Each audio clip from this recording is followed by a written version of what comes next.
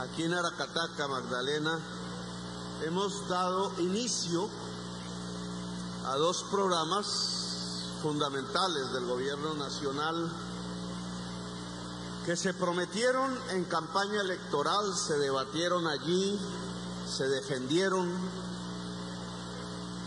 que hoy hacen parte del programa de gobierno y que seguramente serán transcritos ya en una manera muchísimo más concreta como política pública en el Plan Nacional de Desarrollo.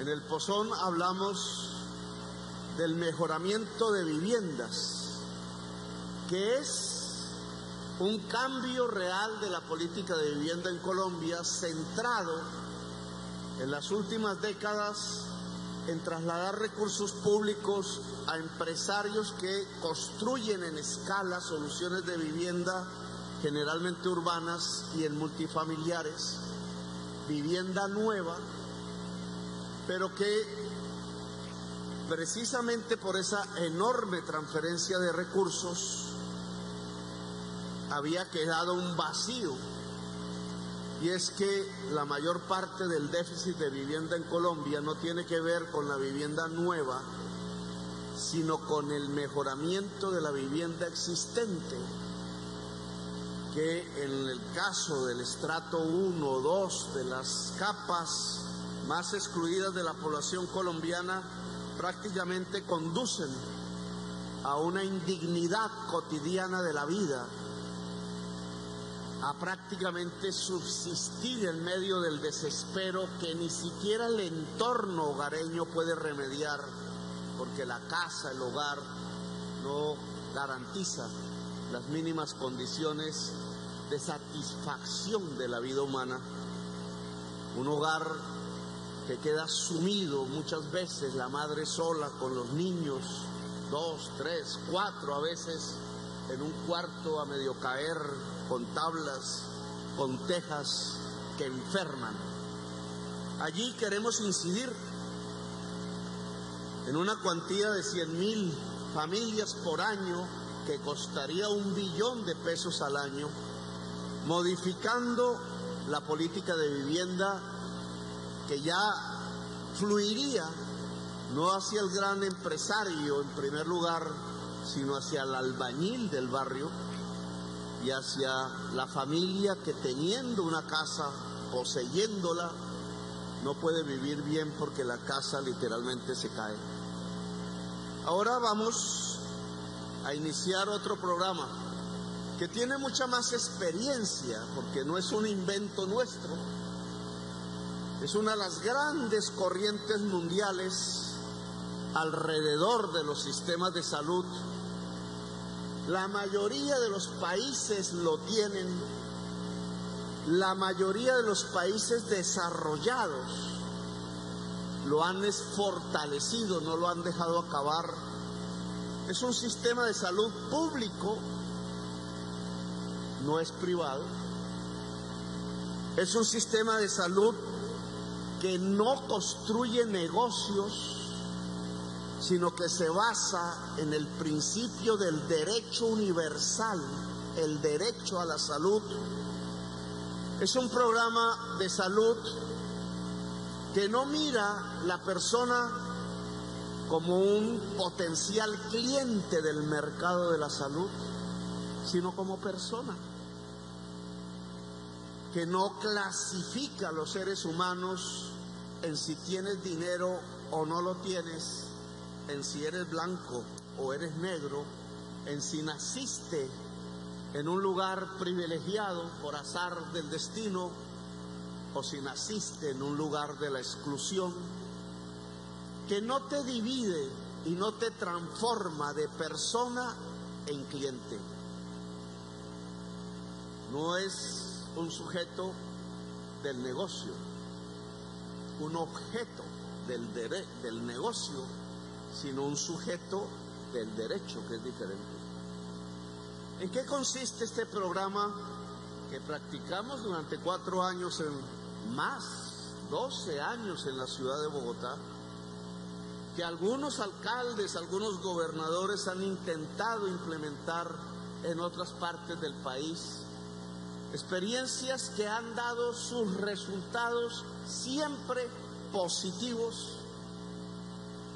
Miren que hoy la prensa decía con sorpresa: volvió a morir un niño por desnutrición en Bogotá, después de años en que no moría ninguno.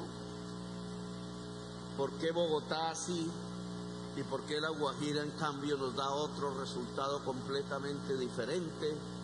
¿Por qué en el Caribe las estadísticas son completamente diferentes? ¿Por qué esa diferenciación regional que hace que la probabilidad para morir en una mujer cuando se embaraza, la probabilidad de morir de un niño menor de un año es muchísimo más alta en tal departamento que en tal otro? Y tiene que ver precisamente con que tenemos un sistema de salud, la Ley 100, que se basa casi que exclusivamente en hacer negocios.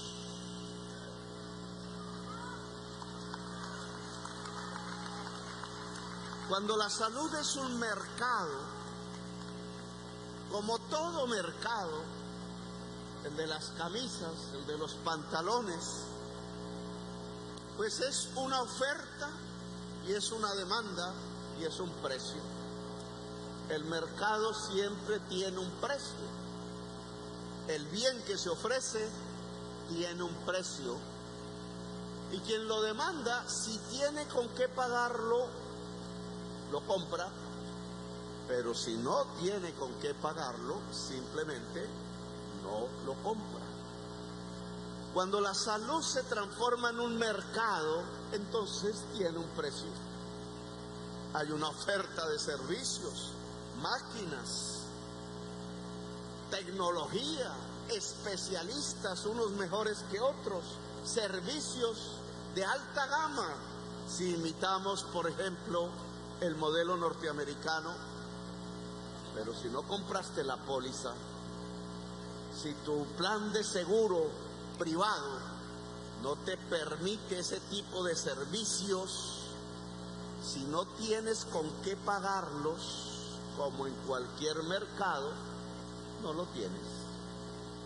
La gran diferencia entre una camisa y un servicio de salud es que te puedes aguantar no tener la camisa o comprarte una de menor calidad, a veces hasta mejor que la que más precio tiene, pero en cambio en el servicio de salud no puedes hacer eso. Si no lo compras, te mueres. Por eso la salud no puede ser un mercado. Puede que haya mercados alrededor de la salud, las medicinas, por ejemplo, pero el eje central, fundamental de un sistema de salud no puede girar alrededor de un negocio. Discusión que desde la Ley 100, porque yo voté en contra, viene presentándose a lo largo y ancho del país. Los defensores del negocio, a veces pagados por los negociantes, en prensa, en los medios públicos, en el Congreso de la República, en la sociedad, defienden el modelo e incluso nos dicen que es de los mejores del mundo.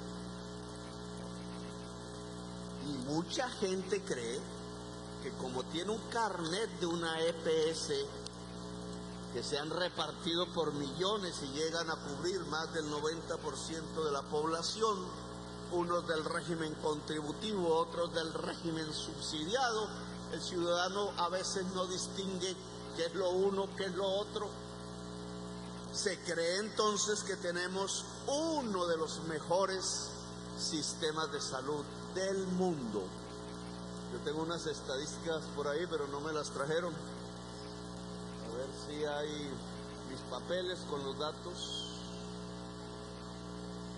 que se quedaron debajo del aguacero y entonces iban desapareciendo, pero hay unos datos que son claves para saber si eso que nos están diciendo es en realidad. la demostración de que tenemos uno de los mejores sistemas de salud del mundo. Y solo hay que ver las estadísticas de los indicadores mundiales por los cuales se determina si un sistema de salud es eficaz o no. Hay unos, son poquitos, son tasas de mortalidad.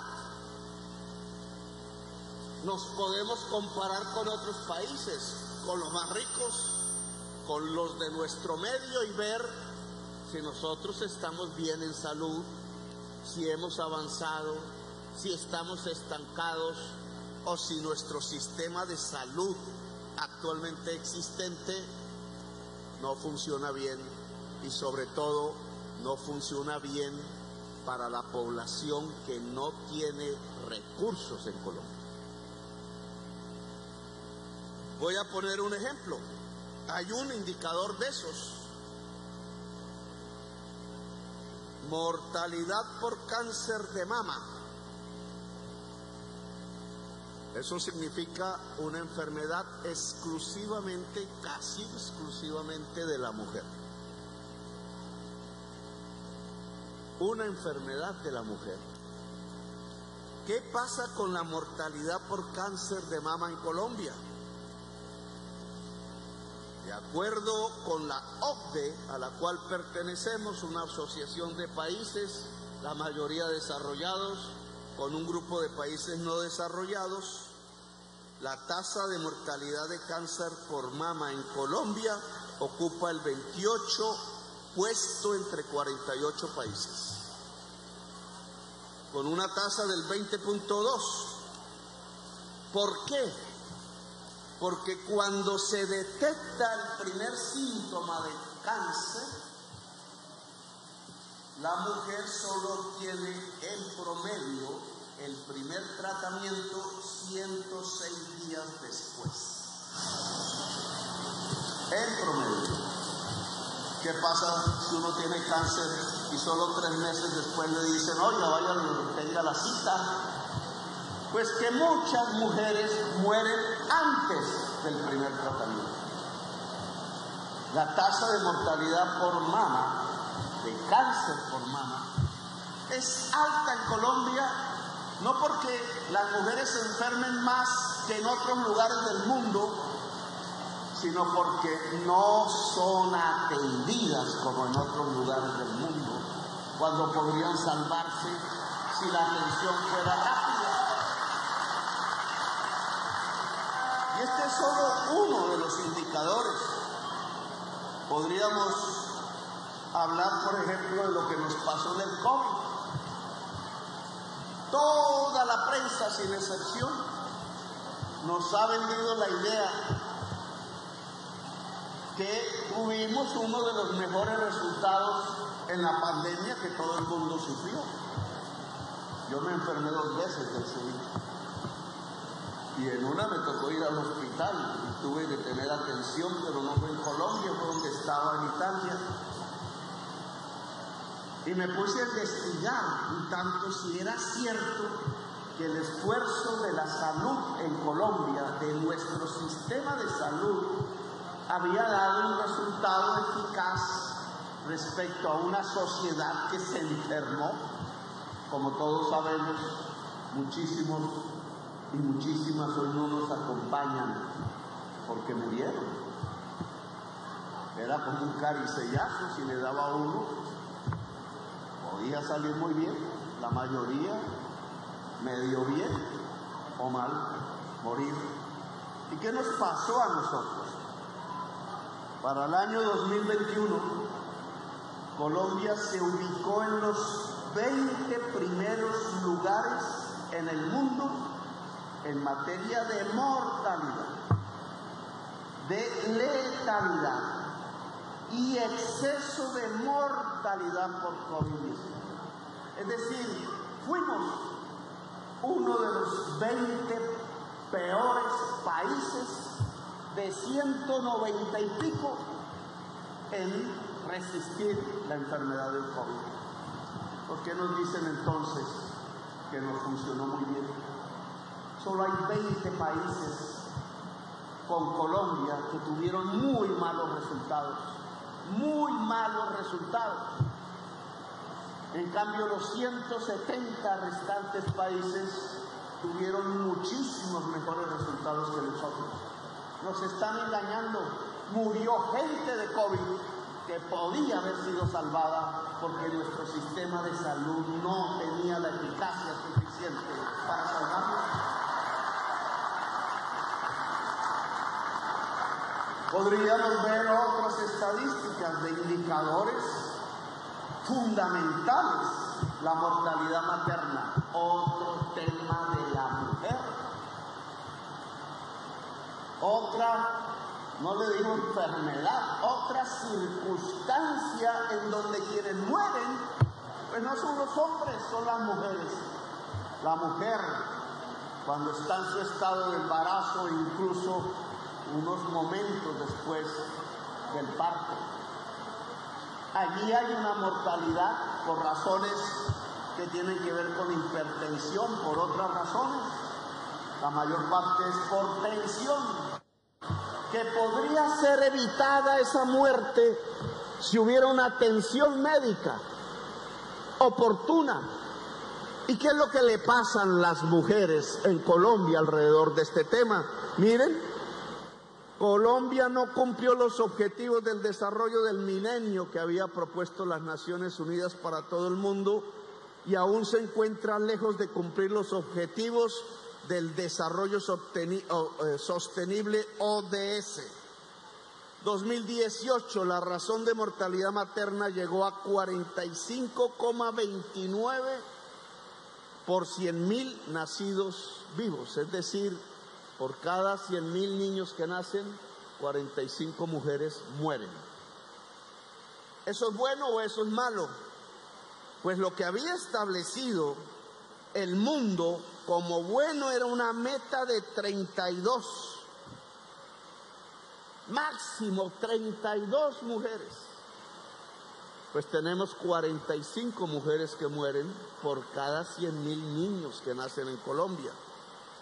Y eso hace que seamos el último lugar en la OCDE. En toda esa asociación de países, el peor es Colombia. Es donde más mujeres mueren. De acuerdo al indicador, en la tasa de mortalidad materna, el peor país y de los peores de América Latina. Y si nos fuésemos a los casos, porque para colmo de males esta tasa aumentó, no disminuyó en los últimos años. Si nos fuésemos a la mortalidad infantil y perinatal, resulta que hemos empeorado en la cantidad por cada 10.000 o 100.000 niños nacidos vivos, niños que mueren en la mortalidad infantil y perinatal, y que somos de los peores países que hay en el mundo, en la OCDE y en nuestro entorno regional, en la mortalidad neonatal e infantil en Colombia. Y entonces, ¿qué sistema de salud tenemos? Pues uno muy bueno para la clase media. Uno muy bueno para los que tienen capacidad de pago, compran una póliza de medicina prepagada.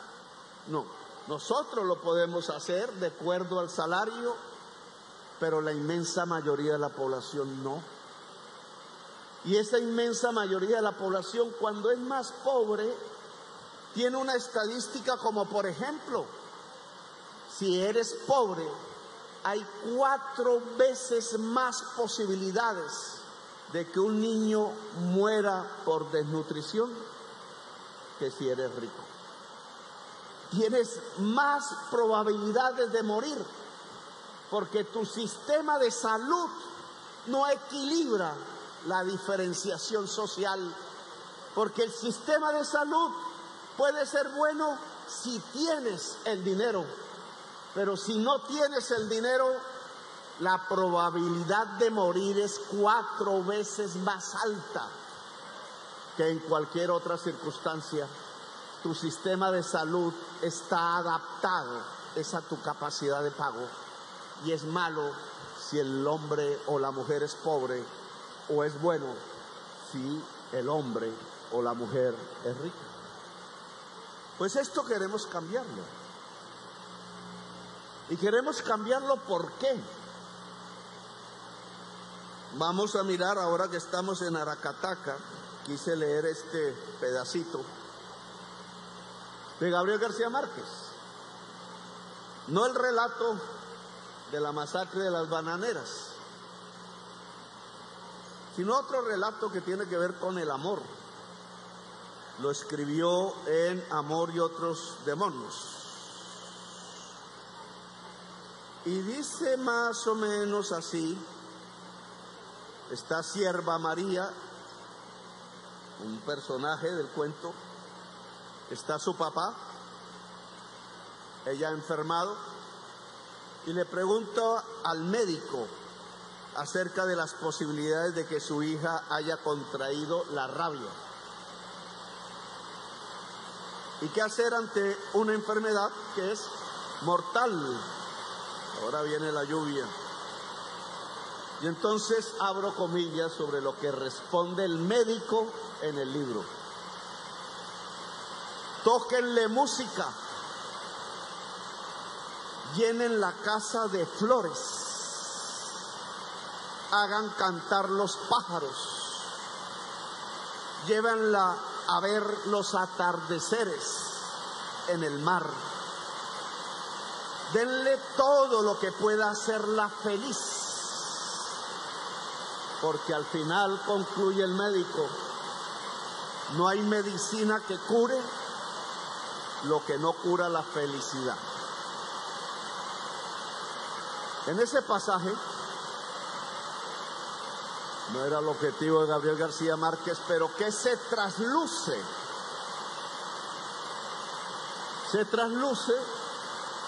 que si hay un entorno favorable, que si la persona puede tener más felicidad, puede curarse mejor que la medicina incluso. Y ese entorno de felicidad que aquí poéticamente describe Gabriel García Márquez, ¿qué es? Pues otro colombiano muy importante en otro libro, Héctor Abad, en El olvido que seremos, hablando de la vida de su padre que era médico, dice lo siguiente el médico, su papá, Héctor Abad Gómez, que fue asesinado en Medellín por defender los derechos humanos. Dice: receta A, agua, alimento, abrigo, aire y afecto, es decir, amor. Como base de la salud y el bienestar, y me atrevería a agregar educación para salir de la pobreza. Pues esta es la salud preventiva. Lo que aquí se describe en libros, en palabras poéticas, es otra manera de ver la salud que en el mundo ha sido, que es el modelo que existe en Inglaterra y en el sur de Italia y en España y en muchas partes importantes donde vive la humanidad, incluso dentro de sistemas capitalistas, que son todos, porque todos los países viven, llámense rusos, llámense norteamericanos, llámense chinos o japoneses, en el capitalismo. Vamos a ver si me escuchan. ¿Qué modelo es ese? Es mejor prevenir que curar, dijeron aquí. Pero prevenir significa agua potable, significa buena alimentación, significa aire respirable, significa amor, significa posibilidades de salir adelante, significa menos estrés, como dicen los gringos, es decir, menos presión sobre la vida, significa más dignidad en el existir, significa abrir las puertas de las oportunidades, o como diría Gabriel García Márquez, significa más felicidad. Prevenir significa que Aracataca tenga agua potable, y que el Chocó, y que la Guajira, y que Nariño, y que el Cauca, y que el litoral pacífico, porque si no hay agua potable los niños se mueren. No hay EPS que las recoja, no los llevan en helicóptero, no alquilan una avioneta porque vale mucho para que sean atendidos en las mejores clínicas privadas de Bogotá. No, se mueren. Y entonces, ¿por qué no podemos tener un sistema de salud que en lugar de esperar a la persona en el hospital a hacer cola, a veces a no ser atendida, porque no tenemos un sistema de salud que lleve el médico y la médica y el enfermero y el psicólogo y la psicóloga? Porque en realidad después de tantas décadas de violencia tenemos enfermedades mentales por montón. Que lleve el auxiliar de enfermería, el auxiliar a la casa, al lugar donde vive la familia, por muy recóndito que sea o por muy cercana su existencia, porque no tenemos un modelo universal de salud donde no se te pida el carnet, donde no se te pregunte por tu cuenta bancaria, donde no se mide el color de tu piel, ni la forma, ni la calidad de tu barrio, y puedas tener la misma atención por parte de un médico, de una médica o de un enfermero o una enfermera que en tu casa pueda detectar si estás bien o si estás mal y no te has dado cuenta, si hay una persona en condición de discapacidad, si hay una señora en estado de embarazo que merece la pena que se le vigile la atención para determinar si podría morir, si podría curarse antes, si podría simplemente mantenerse como está, si hay que corregir las condiciones que pueden generar la enfermedad al niño o al viejo dentro de la casa. Si nosotros montamos un sistema de salud así, claro que vale un dinero. Aquí se está proponiendo 20,000 equipos médicos compuestos por un médico, una médica, un psicólogo, una enfermera y varias enfermeras y enfermeros auxiliares. 20,000.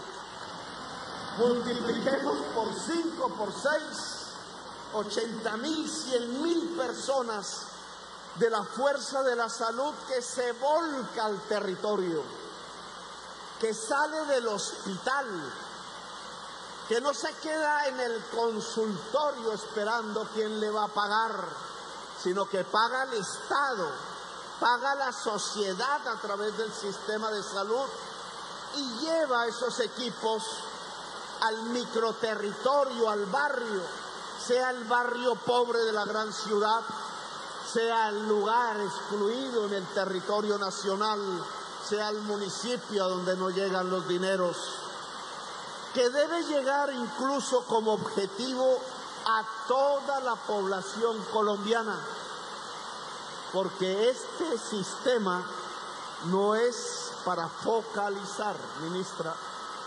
Así comienza, y recomendaría que se fortaleciera el departamento de La Guajira, sino que tiene que llegar a ser, al cabo de los años, universal. es decir, que rico o pobre, siempre llegue un equipo médico a la casa a vigilar el estado de salud. Estoy convencido que así caerían los indicadores de la mortalidad. Estoy convencido que así dejaríamos de ser de los peores sistemas de salud del mundo. Pero lo más importante, estoy convencido que así se salvarían millones de personas de morir prematuramente cuando aún no le había llegado la fecha del destino final. Este programa comienza hoy con 1000 equipos. 1000. Era lo que teníamos en Bogotá cuando acabé mi alcaldía, pero solo en Bogotá. Ahora estos son 1000 equipos que comienzan a nivel nacional. Es una transición porque aún no hemos variado la ley 100. El proyecto se presentará a principios del año entrante. Porque hay que variar la ley 100, porque este será el eje fundamental del sistema de salud en Colombia. Público, concebido como un derecho universal, viendo al ser humano como lo que es un ser humano y no un simple cliente que se mide si tiene plata en el bolsillo o si no la tiene. Comenzaremos con 1000 y el año ojalá lleguemos a 20.000. Este programa hasta 20.000 equipos médicos vale 5 billones de pesos. Hay que construir 10.000 centros de atención primaria en toda Colombia. Los primeros nos los entregó la mafia cuando la justicia les expropió, es decir, les extinguió el dominio de una serie de empresas que tenían para lavar dólares. Todos los dispensarios, farmacias de drogas La Rebaja, 1000 y pico, están en todos los municipios sin deteriorar las condiciones de las personas que trabajan hoy allí.